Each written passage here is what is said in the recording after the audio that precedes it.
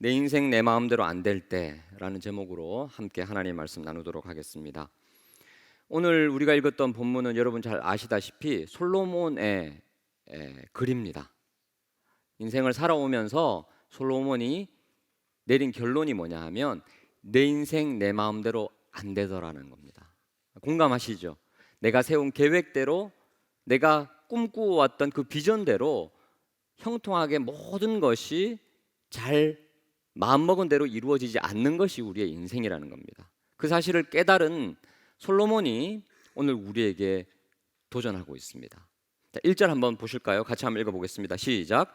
마음의 경영은 사람에게 있어도 말의 응답은 여호와께로부터 나오느니라. 마음의 경영, 우리가 마음의 계획으로 번역할 수 있는데요, 사람이 얼마든지 계획할 수 있습니다. 하지만 응답은, 말의 응답은 하나님께로부터 나온다는 그런 정말 인생 고백입니다. 세번역 성경에서는 조금 쉽게 이 말씀을 풀이해 놨습니다. 세번역 성경 같이 한번 볼까요?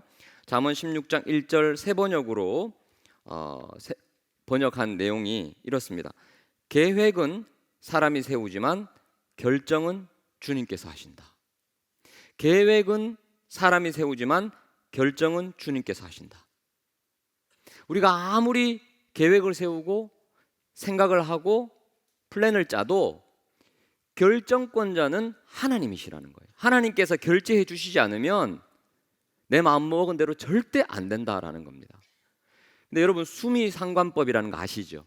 처음과 끝이 운문에서 동일한 머리 그리고 꼬리 이루어져서 그 안에 있는 내용이 더 풍성하게 부각되는 건데, 이 수미상관법으로 이 구절이 이루어졌습니다. 구절이 바로 꼬리 부분인데요, 구절 우리가 잘 아는 말씀입니다. 같이 한번 읽어보겠습니다. 잠언 16장 9절입니다. 시작. 사람이 마음으로 자기의 길을 계획할지라도 그의 걸음을 인도하시는 이는 여호와시니라. 동일한 뜻입니다. 사람이 아무리 마음으로 자기의 길을 계획할지라도 결국 그 걸음을 궁극적으로 인도하시는 분은 하나님이시라는 겁니다. 여러분, 이 말씀 동의하십니까? 인생을 살면 살수록 가슴에 절절히 와닿는 결론입니다.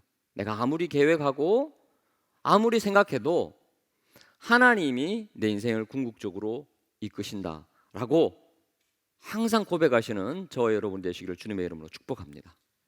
내 인생 내 마음대로 안 될 때 내 인생을 아름답게 가장 선한 길로 인도하실 하나님 한 분 바라보고 나아갈 때, 그러면 우리는 무엇을 기억해야 하느냐? 그 세부적인 지침이 2절부터 8절까지의 내용입니다. 그것을 제가 한 5가지 정도로 추려봤는데 항상 제가 3가지를 얘기했죠. 근데 오늘 마지막이라서 5가지 준비를 했는데 오늘 내로 마치도록 하겠습니다. 첫 번째입니다. 저를 한번 따라하겠습니다.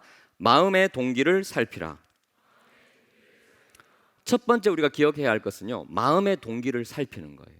하나님께서 내 인생을 이끌어 주신다라고 고백을 하고 우리가 두 손 두 발 다 놓고 가만히 있느냐? 아니라는 거예요. 그 세부적인 지침이 2절부터 8절까지 내용인데 첫 번째 지침이 뭐냐?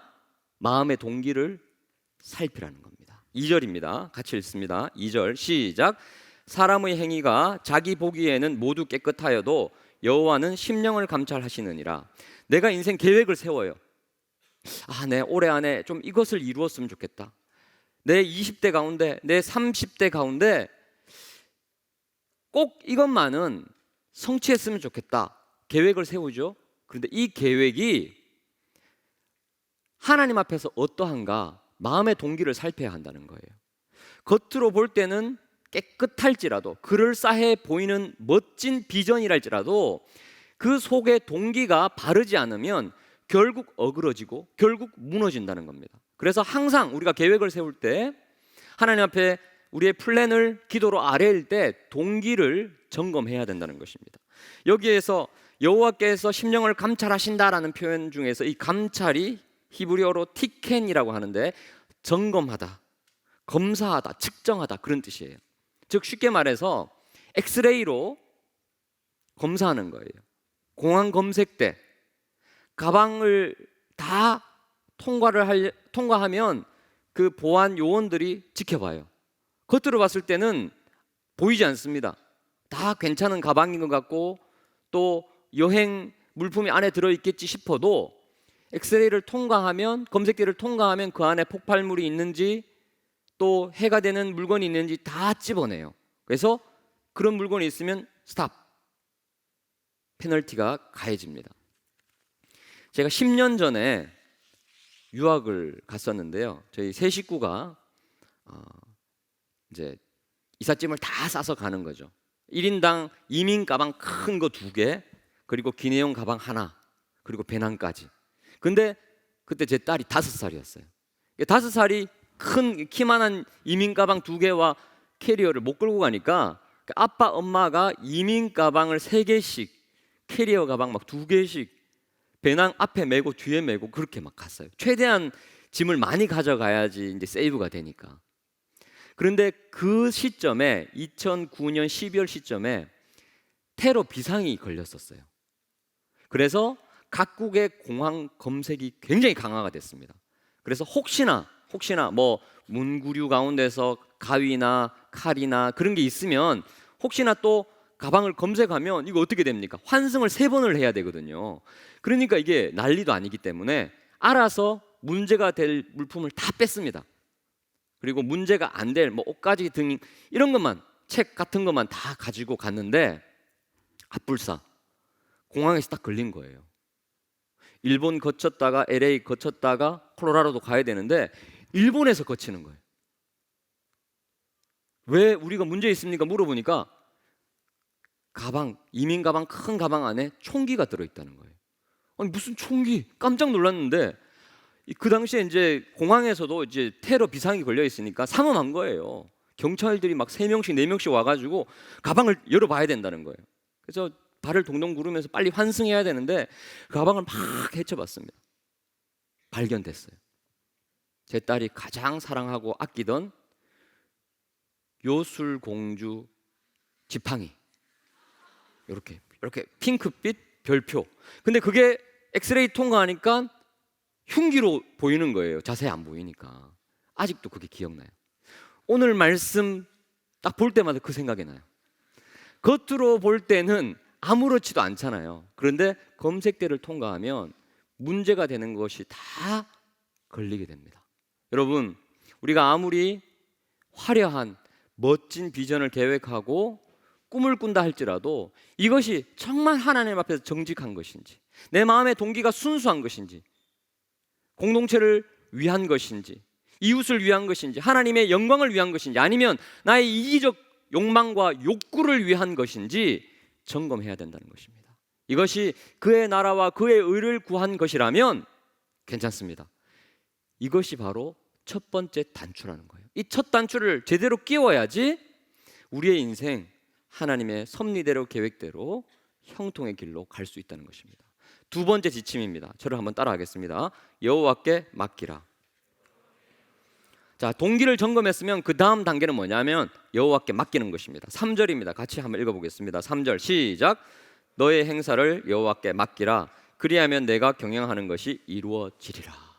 여기에서 여호와께 맡기라라는 뜻은 원어적 의미에서 돌을 굴려버린다, 그런 뜻이에요.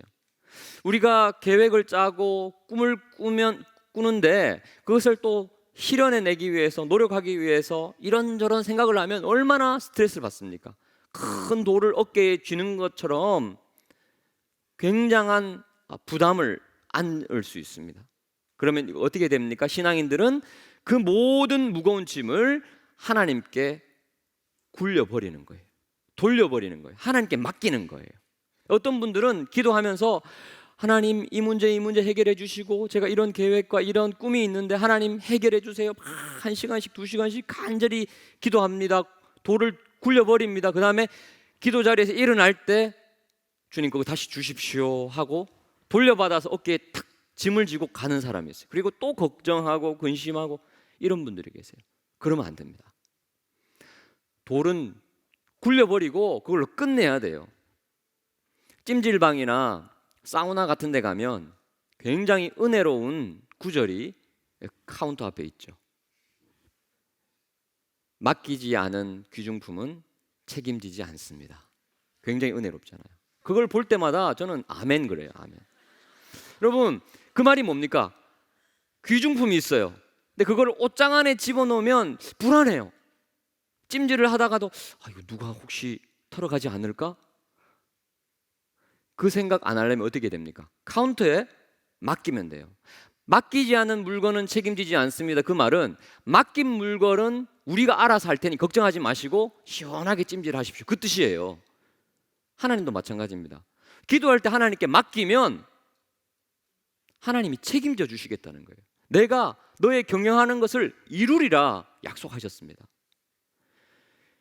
바울이 감옥에서 동일한 고백을 합니다. 그 고난 많은 힘들고 어려운 그 감옥 속에서 빌립보서 4장 6절 7절 말씀을 이렇게 고백합니다. 같이 한번 읽어볼까요? 빌립보서 4장 6절 7절입니다. 시작. 아무것도 염려하지 말고 다만 모든 일에 기도와 간구로 너희 구할 것을 감사함으로 하나님께 아뢰라. 그리하면 모든 지각에 뛰어난 하나님의 평강이 그리스도 예수 안에서 너희 마음과 생각을 지키시리라. 아무것도 염려하지 말고 오히려 감사함으로 하나님께 나의 모든 상황과 나의 모든 계획을 아뢰라는 거예요. 그러면 하나님의 놀라운 평강이 우리를 지배하신다는 겁니다. 상황과 조건과 환경이 여전히 바뀌지 않는다 할지라도 하나님이 알아서 해주실 것이란 그 확신 가운데서 평강하라고 도전하십니다. 여호와께 맡기시는 여러분 되시기를 축복합니다. 세 번째입니다. 한번 따라하겠습니다. 세상의 모순을 수용하라. 우리가 기도만 하면 됩니까? 이제 기도한 다음에 자리에서 벌떡 일어나서 일상의 삶을 살아가야 됩니다. 그런데 문제가 생기죠. 하나님 뜻대로 동기를 점검하고 또 간절히 기도해서 주님을 위해서 이런저런 준비를 하고 일을 추진해 나갈 때 우리가 마음이 낙심이 될 때가 있습니다. 흔들릴 때가 있습니다. 언제요? 이 세상은 하나님을 몰라요. 나와 함께 근무하는 직장 동료들은 하나님을 몰라요. 나와 함께 공부하는 캠퍼스의 동료들, 친구들, 선후배들은 하나님을 경외하지 않습니다. 세상의 방법으로, 세상의 방식으로 악한 일이라도, 악한 방법이라도 그대로 살아가면서 승승장구합니다. 그러면 우리가 혼란에 빠져요. 나는 마음의 동기를 점검하고 하나님께 아뢰고 또 정직하게, 건강하게, 건전하게 살려고 하는데 세상이 우리를 가만히 두지 않습니다. 막 쥐고 흔들어요. 그러면 우리 마음이 낙담이 됩니다. 이 길이 맞는 길인지, 이렇게 사는 것이 진짜인지 혼란스럽다는 거예요. 특히 신앙이 좋은 분들, 한창 뜨거운 분들은 이 세상의 모순을 보고 혼란 가운데 빠집니다. 하나님이 과연 어디 계신가? 하나님 왜 저런 악한 자들, 이 악한 세상 그냥 내버려 두시는가? 이 모순 많은 세상에서 과연 정직하게 하나님 경외하며 살아갈 수 있을까라고 한탄할 때가 있습니다. 그때 우리가 기억해야 합니다. 세상의 모순을 수용하라는 거예요. 4절입니다. 같이 읽습니다. 4절 시작. 여호와께서 온갖 것을 그 쓰임에 적당하게 지으셨나니 악인도 악한 날에 적당하게 하셨느니라. 악인도 악한 날에 적당하게 하나님의 섭리 가운데 때로는 내버려 두신다는 거예요. 우리 주변에 악인들이 있습니다. 그리고 우리가 살아가는 세상이 악한 날입니다. 악한 시대입니다. 구조적 모순 가운데 신앙 가지고 살아가기 진짜 힘겹습니다. 하지만 이 모든 것들도 하나님의 품 안에 있고 하나님의 섭리 안에 있다는 사실을 알게 되면 이 모순을 수용하게 됩니다. 왜냐하면 하나님께서 적당하게 적절한 때에 이 악인들과 이 악한 날을 하나님의 섭리 가운데 버무려서 선을 이루신다는 거예요. 그게 신학적 의미에서 롬팔이팔입니다. 롬팔이팔. 여러분 롬팔이팔이 뭐죠? 로마서 8장 28절. 이거는 꼭 암송하셔야 돼요. 암송하실 분들은 암송하시고 아직 암송 못하신 분들은 죄책감을 가지고 한번 같이 읽어보겠습니다. 로마서 8장 28절 롬팔이팔 시작. 우리가 알거니와 하나님을 사랑하는 자 곧 그의 뜻대로 부르심을 입은 자들에게는 모든 것이 합력하여 선을 이루니라. 이 모든 것 가운데는 악인도 포함되어 있고 악한 날도 포함되어 있습니다. 제가 예전에 매일 성경에서 그 칼럼 부탁을 받아서 이 내용을 조금 언급을 했는데요. 전 비빔밥 굉장히 좋아하거든요. 비빔밥. 근데 비빔밥을 가만히 보면 재료가 뭐 콩나물도 들어가고 또 김도 들어가고 계란도 들어가고 양파도 들어가고, 그런데 이 비빔밥에 각양각색의 재료와 그리고 밥이 있는데 그냥 먹으면, 섞어서 먹으면 맛이 없어요. 진짜 밍숭맹숭해요. 근데 거기에 뭐가 들어가면 맛있습니까? 고추장 들어가요. 고추장. 저는 개인적으로 고추장 굉장히 싫어합니다. 매운 거 싫어해서 청양고추 들어간 음식 절대 못 먹어요. 그런데 비빔밥을 좋아해요. 굉장히 아이러니하죠? 밍숭맹숭한 그 모든 재료 가운데 제가 싫어하는 고추장이 한 숟갈 딱 들어가면 맛이 나요. 맛이 나.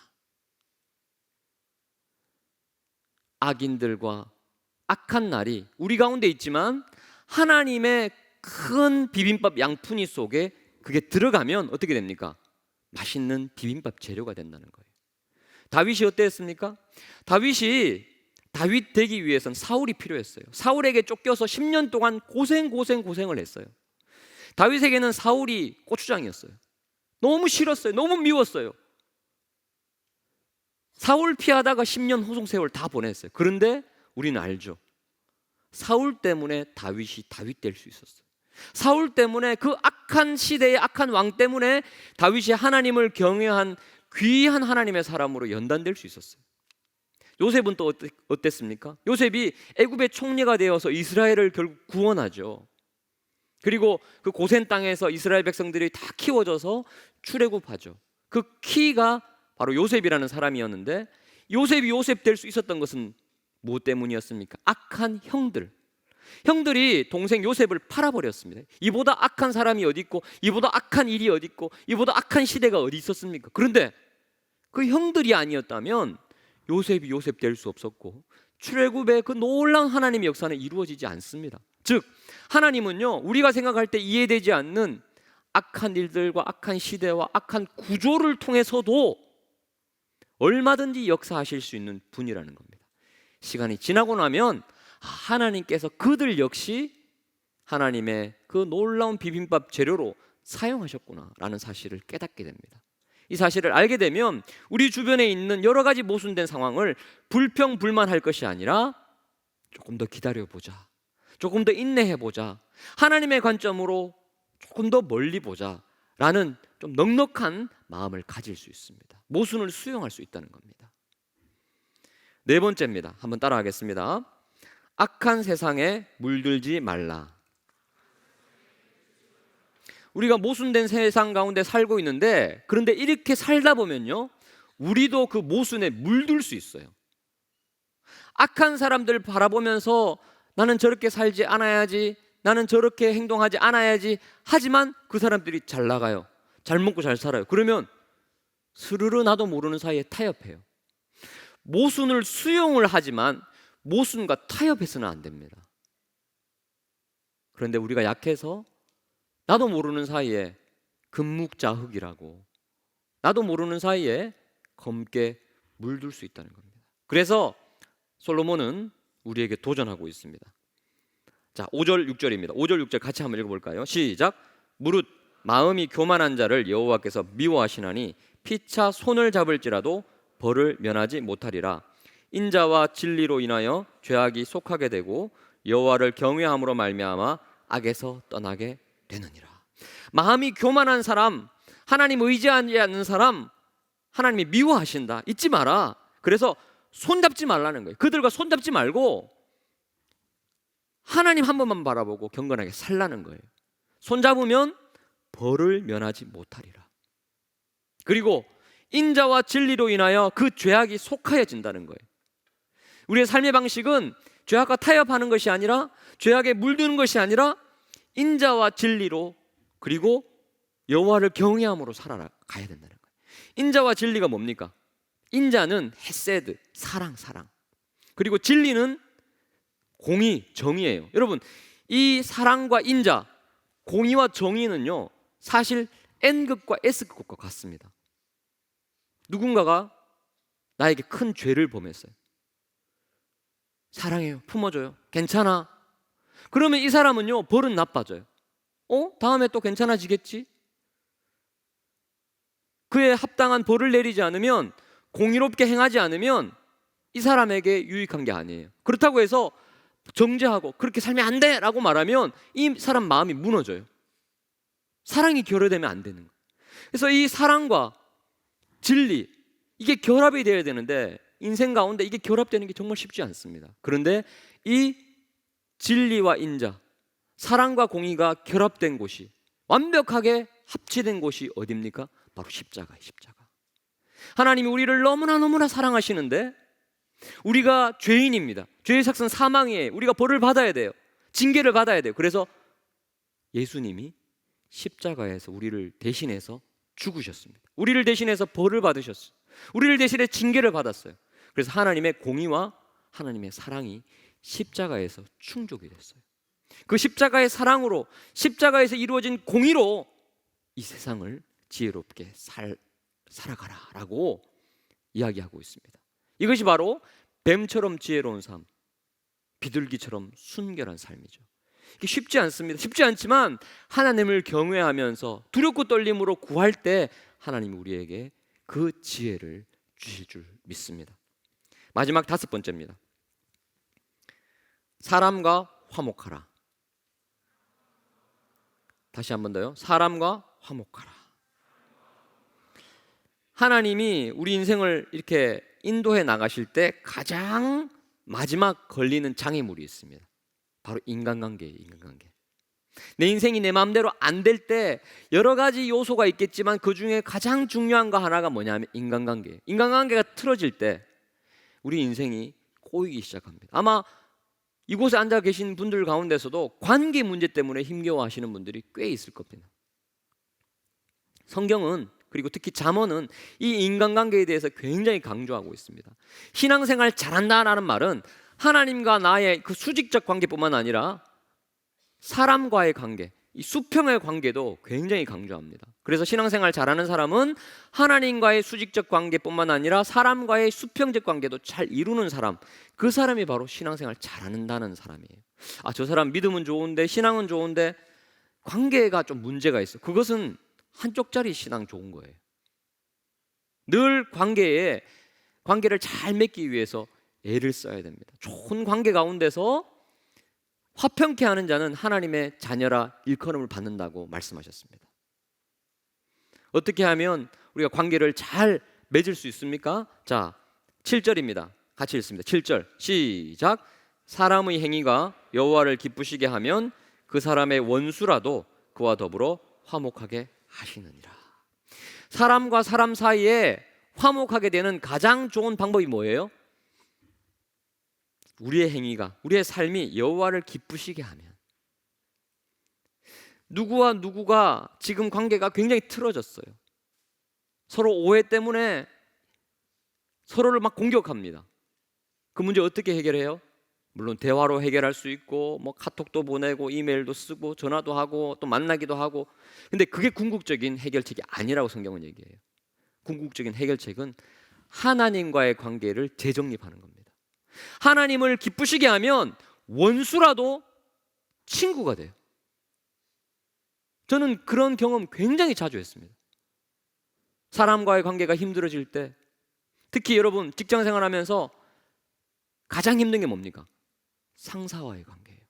이직을 생각하는 사람들, 일이 힘들고 박봉이고 그것 때문에 이직하는 것이 아니라 나를 힘들게 하는 김 과장님 때문에, 박 부장님 때문에, 사장님 때문에 회사 옮기려는 사람이 의외로 많습니다. 그 관계 어떻게 해결할 수 있을까요? 하나님과 관계를 새롭게 정립할 때 그 문제가 더 해결될 수 있습니다. 제가 한 2년 전에 캠퍼스 신방을 갔는데 정말 우리나라의 최고의 수재들이 모여있는 대학원의 랩실에서 공부하는 우리 청년 2명을 만났습니다. 이런저런 얘기를 하는데 고민이 있대. 두 사람 다 전공을 바꿔야 되나, 학교를 옮겨야 되나, 그 고민을 하고 있는 거예요. 아니 지금 전공도 굉장히 좋은 전공이고 학교도 좋은 학교인데 계속 열심히 공부해야지 왜 그런 고민을 하냐라고 말하니까 교수님하고의 관계, 랩실에서 같이 근무하는 공부하는 선배와의 관계 때문에 너무 힘들어서 전공을 바꿔야 되냐 그 고민을 하고 있다는 거예요.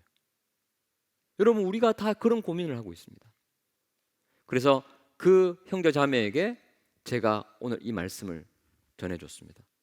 사람의 행위가 여호와를 기쁘시게 하면 그 사람의 원수라도 그와 더불어 화목하게 지내느니라. 하나님이 주시는 사인일 수 있다. 하나님과의 관계를 더 깊이 가지라고. 주님 앞에 더 집중할 때, 주님을 더 사랑하고 주님을 더 깊이 예배할 때 그 사람과의 관계도 다시 회복될 것이라고 격려했습니다. 결론적으로 말씀드리겠습니다. 5가지 제가 말씀드렸습니다. 첫 번째, 마음의 동기를 살펴라. 두 번째, 여호와께 맡기라. 세 번째, 세상의 모순을 수용하라. 네 번째, 악한 세상에 물들지 마라. 다섯 번째, 사람과 화목하라. 그런데 이렇게 살아내는 것 진짜 쉽지 않습니다. 세상 사람들처럼 내 마음 내키는 대로 멋대로 그렇게 살아가는 것이 더 편합니다. 더 있어 보입니다. 그리고 실제로 그런 사람이 더 성공한 것처럼 보일 수 있습니다. 더 많은 돈을 벌고 더 빨리 성공하는 것처럼 보여집니다. 하지만 우리는요, 어떤 길을 걸어가는 사람입니까? 빠른 길이 아니라 바른 길을 걸어가는 사람입니다. 그 내용이 바로 8절입니다. 8절 같이 읽습니다. 시작. 적은 소득이 공의를 겸하면 많은 소득이 불의를 겸한 것보다 나으니라. 비록 손에 얻는 소득이 적을지라도, 내 손에 잡히는 것이 비록 작아 보여도 공의를 경험하면, 하나님 보실 때 옳다면 이것이 많은 것 가진 듯 보여도 불의를 겸하는 것보다 훨씬 더 가치 있고 의미 있고 보람되고 생명의 열매를 맺는 인생이라고 솔로몬이 우리에게 도전하고 있습니다. 제가 참 존경하는 목사님 한 분이 하셨던 말씀인데요, 제가 아마 한 2년 전에 이 말씀을 좀 드렸던 것 같습니다. 이 목사님이 교회에서 남자 성도님들 모아놓고 남성 성도 헌신 예배를 이렇게 계획을 했대요. 그리고 장로님, 대표 선교회 회장이신 장로님에게 준비위원장을 딱 맡기고, 이 한국 땅에서 중년 남성들 살아내는 것, 하나님의 뜻대로 하나님 경외하면서 이렇게 오늘 말씀처럼 살아내는 것 정말 쉽지 않다. 그렇기 때문에 우리가 주님 앞에 좀 헌신하는 예배를 제대로 한번 드려보자 해서 큰 이벤트를 준비를 했다고 합니다. 그래서 준비위원장으로 이렇게 장로님께 다 부탁을 했답니다. 그리고 이번에는 우리가 보통 헌신 예배하면 그냥 예배만 드리고 특송하고 마치잖아요. 그렇게 하지 말고 이번에는 사인을 하자. 내가 하나님 앞에 정직하게 경건하게 하나님 한 분만 바라보고 그렇게 살겠습니다. 홍길동 사인 딱 해서 다 제출하라 그랬어요. 그랬더니 한 명도 제출 안 했대요. 그래서 계획했던 그 헌신 예배가 무산될 위기에 처해 있는 거예요. 결국 그 헌신 예배를 못 하게 됐어요. 그 위원장, 준비위원장 되신 장로님이 정말 목사님에게 찾아와서, 목사님 죄송합니다, 사인하자고 그랬더니 한 명도 사인을 안 했습니다. 어떻게 하면 좋을까요? 이 행사를 우리가 못할지라도 목사님 저라도 한번 사인해서 목사님께 드리려고 가져왔습니다. 그래서 이 장로님이 제가 정직하게 하나님 경외하고 하나님 뜻대로 한번 사업하고 가정에서도 직장에서도 그렇게 살아보겠습니다, 사인을 딱 한 거예요. 목사님 너무 감사했대요. 한 명이라도 이렇게 사인해서 가져오니까, 헌신을 다짐하니까. 이 장로님이 주유소 사장님이었어요. 그런데 이 주유소를 경영하는데 사인을 했잖아요. 앞으로 정직하게 거룩하게 세상과 타협하지 않고 이렇게 살아가야 되잖아요. 근데 마음에 하나 딱 걸리는 게 있어요. 주유소 들르는 택시 운전하시는 분들이나 또 그 사업체 운전하시는 분들이나 사업체 직원들, 기사분들 중에서 다는 아니지만 몇몇 분들이 가짜 영수증을 요구를 한대요. 예를 들면 5만 원 주유를 하고 7만 원짜리 영수증을 끊어달라는 거예요. 그럼 7만 원 영수증 딱 끊어주면 회사에 7만 원을 내면 7만 원을 받는 거예요. 그럼 2만 원 자기 돈이 되는 거예요. 다 그렇게 한다는 거예요. 근데 주유소에서는 알고 있지만 그렇게 다 해줬다는 거예요. 단골 고객을 유치하기 위해서. 근데 이 장로님이 그게 걸리는 겁니다. 나 사인했는데. 근데 만약에 이거 정직하게 하면 우리 주유소 망하는데, 이 딜레마에 빠진 겁니다. 어떻게 했을까요? 이분이 사인했으니까, 결심했으니까, 헌신했으니까 한번 내가 말씀대로 살아보겠다. 오늘 말씀처럼 적은 소득이 공의를 겸하면 많은 소득이 불의를 겸한 것보다 나으니라. 아멘 하고 기사들이 오시면 7만 원짜리 못 끊어줍니다. 5만 원 주의했으면 5만 원만 끊어드릴 수밖에 없습니다. 이렇게 한 거예요. 그러니까 이분들이 막 화를 내면서, 아니 사장님 요즘 뭐 돈 많이 벌으셨나 봐요. 여기 아니면 주유소 없는 줄 알아요? 하면서 막 큰 소리를 치면서 단골 고객이 다 빠져나갔대요. 그러면서 한 달이 지나고 두 달이 지났는데 이제 주유소가 매출이 막 떨어지는 거예요. 이 소식을 목사님이 들었어요. 목사님이 얼마나 미안했을까요? 찾아가서 신방을 했습니다. 장로님 괜찮습니까? 괜찮습니까? 제가 기도해 드릴게요. 장로님이, 목사님 이왕 이렇게 된 거 하나님 책임져 주시겠죠? 끝까지 제가 버텨보겠습니다. 믿음으로 살아보겠습니다. 네, 여러분, 두 달이 딱 지났는데 어떤 일이 일어났습니까? 이 주유소가 북적북적대던 주유소에 차들이 점점 없어지는 소문이 나기 시작한 거예요. 근데 이 소문이 택시 회사와 또 사업체 사장님 귀에 다 들어간 거예요. 야, 그 장사 잘 되던 주유소 왜 안 된다며? 왜 안 돼? 아, 거기는 정직한 주유소랍니다. 그래? 다 거기 가라 그래. 그래서 거기 있는 모든, 주변에 있는 모든 회사, 조금 더 떨어져 있는 회사 모든 업무용 차량이 다 거기 갔대요. 왜냐하면 회사로서는 그게 이득이니까. 하나님이 전화위복을 시키시는데 원상복귀뿐만 아니라 더 큰 복으로 하나님께서 채워주셨다는 놀라운 간증이 있습니다.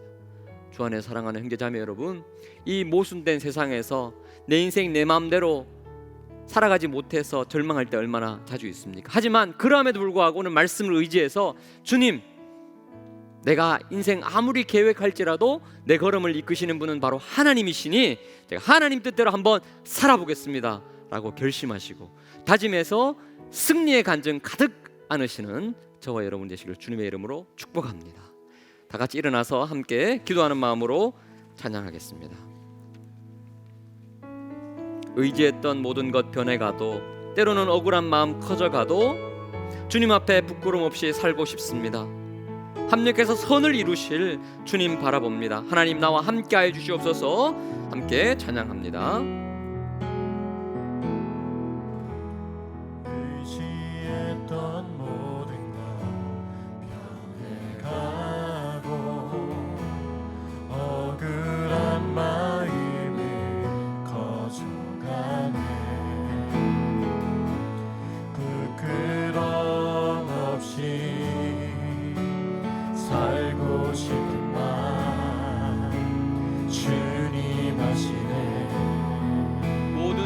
선으로 이겨내고 모든 일을 손으로 이겨내고 죄의 유혹을 따르지 않겠습니다. 왜냐하면 나를 구원하신 영원한 그 사랑이 있기에, 그 크신 은혜가 날 붙들고 있기에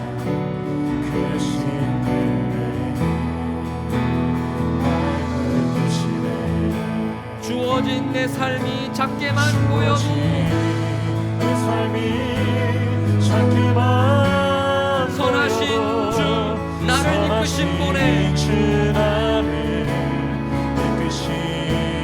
중심을 보시는 주님만 따르겠습니다.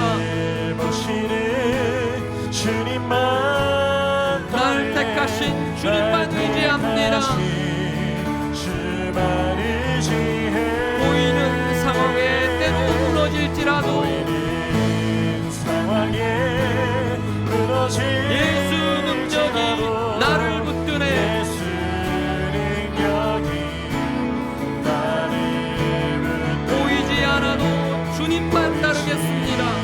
않아도 주님만 내 평생 주님을 노래하리. 주어진 내 삶이 작게만 보여도 내 삶이 작게만 보여도 선하신 주 나를 이끄신 노래.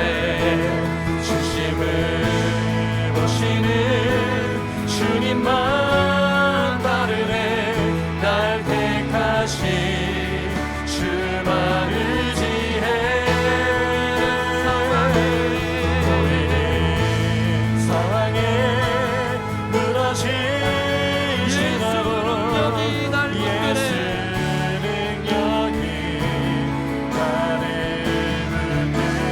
보이지 않아도 주님만 따르겠습니다.